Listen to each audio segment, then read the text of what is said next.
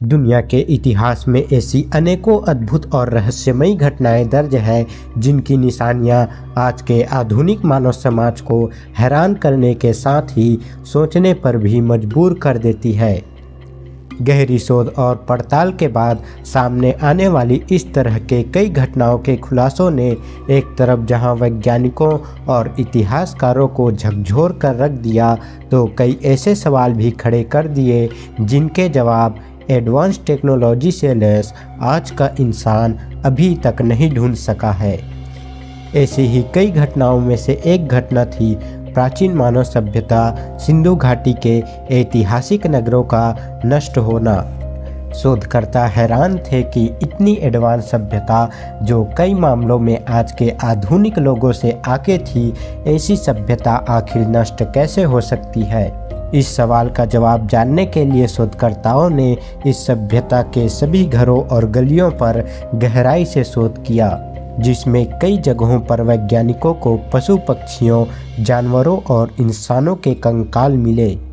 इनमें से कई तो बिखर कर इधर उधर पड़े थे, तो कई नर कंकालों ने एक दूसरे का हाथ इस तरह पकड़ रखे थे जैसे मानो किसी विपत्ति ने इन्हें अचानक इस अवस्था में पहुंचा दिया हो।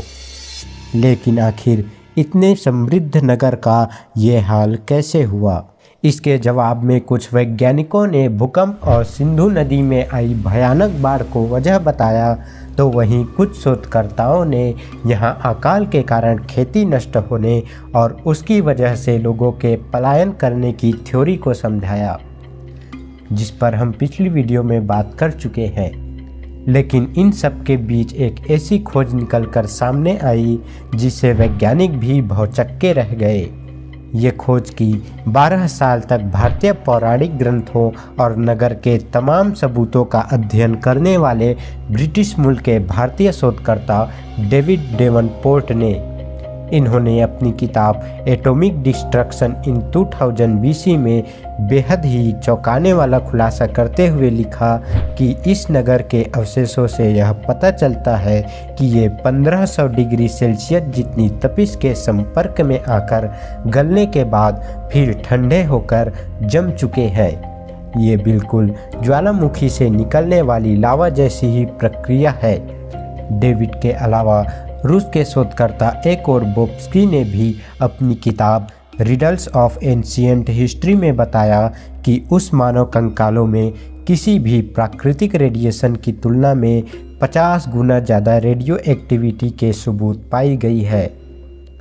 इसके साथ ही इन्होंने अपनी शोध में यह दावा किया था कि मोहनजोदड़ो में हूबहू वही रेडिएशन पाया गया जो जापान के हिरोशिमा और नागासाकी में हुए परमाणु बम हमले के बाद पाया गया था। ये खुलासा अपने आप में बेहद ही चौंका देने वाला था, चूँकि मोहनजोदड़ो के आसपास के क्षेत्र में न तो कोई ज्वालामुखी है और न ही वहाँ से ज्वालामुखी का लावा होने जैसी सबूत मिले हैं। इसलिए ये बड़ा परमाणु विस्फोट प्राकृतिक तो नहीं हो सकता। इस बात पर और भी गहनता से अध्ययन करने के बाद कुछ पुरातत्वविदों और शोधकर्ताओं ने इसे महाभारत काल से भी जोड़ा, क्योंकि सिंधु घाटी सभ्यता के नष्ट होने का समय वही है जो कि महाभारत के युद्ध का समय है। आर्यभट्ट के अनुसार महाभारत का युद्ध 3100 ईसा पूर्व में हुआ था और लगभग इसी समय पर सिंधु घाटी सभ्यता का पतन होना शुरू हुआ। शोधकर्ताओं के मुताबिक सिंधु घाटी सभ्यता महाभारत के अंत की गवाह है और इस सभ्यता के नष्ट नाबूद होने का कारण महाभारत युद्ध के अंत में इस्तेमाल किया गया वो ब्रह्मास्त्र हो सकता है, जिसकी शक्ति और असर बिल्कुल आज के आधुनिक युग में बनाए गए न्यूक्लियर बम जैसा ही था। महाभारत के युद्ध के दौरान गुरु द्रोण के पुत्र अश्वत्थामा ने अर्जुन को अर्जुन ने उसके ब्रह्मास्त्र को नष्ट करने के लिए छोड़ा। दोनों द्वारा छोड़े गए इस अति प्रचंडमय ब्रह्मास्त्र के कारण आसपास विनाश जैसी स्थिति पैदा हो गई। चूँकि महाभारत कुरुक्षेत्र में हुआ था, महाभारत काल में कुरुक्षेत्र बहुत ही बड़ा क्षेत्र था, लेकिन आजकल यह हरियाणा का एक छोटा सा क्षेत्र है। क्योंकि महाभारत युद्ध कुरुक्षेत्र में हुआ था और उस काल में सिंधु और इसके आसपास के सभी क्षेत्र कुरुक्षेत्र का ही हिस्सा था। इसलिए ब्रह्मास्त्र का प्रयोग किए जाने के कारण पूरे कुरुक्षेत्र और इसके आसपास के क्षेत्र में इसका घातक असर देखने को मिला। मुमकिन है कि इसके ऐसे भयानक असर की वजह से ही सिंधु सभ्यता के निवासियों ने भागने की कोशिश की होगी, लेकिन उन्हें मौका नहीं मिल पाया और ये खूबसूरत सभ्यता तबाह हो गई। इन सभी तथ्यों से हमें सिंधु घाटी सभ्यता और महाभारत युद्ध के बीच का संबंध देखने को मिला। लेकिन सिंधु घाटी सभ्यता जैसी विकसित सभ्यता का अचानक इस तरह नष्ट होना आज भी एक रहस्य ही है। पिछली वीडियो में हमने पूछा था कि ईसा पूर्व का सही में अर्थ क्या होता है, जिसका जवाब हमें किसी ने भी नहीं दिया। वर्तमान में वर्ष की गणना ईसाई धर्म के प्रवर्तक ईसा मसीह के जन्म की तिथि से ही की जाती है। यदि कोई घटना वर्ष 2023 में घटती है तो इसका मतलब यह है कि यह घटना ईसा मसीह के जन्म के 2023 वर्ष बाद घटी है।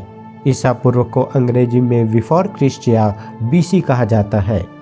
चलिए एक उदाहरण से समझते हैं। जैसे मान लो कोई घटना आज से 4000 ईसा पूर्व घटी, यानी यह घटना ईसा मसीह के जन्म से 4000 साल पहले घटी। और आज का सवाल यही है कि कोई घटना आज से 4000 ईसा पूर्व घटी तो वह आज से कितने वर्ष पूर्व की घटना है।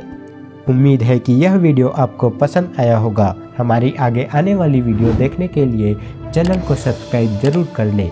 मिलते हैं किसी और दिन एक नए वीडियो के साथ। वीडियो पूरा देखने के लिए आपका बहुत बहुत धन्यवाद।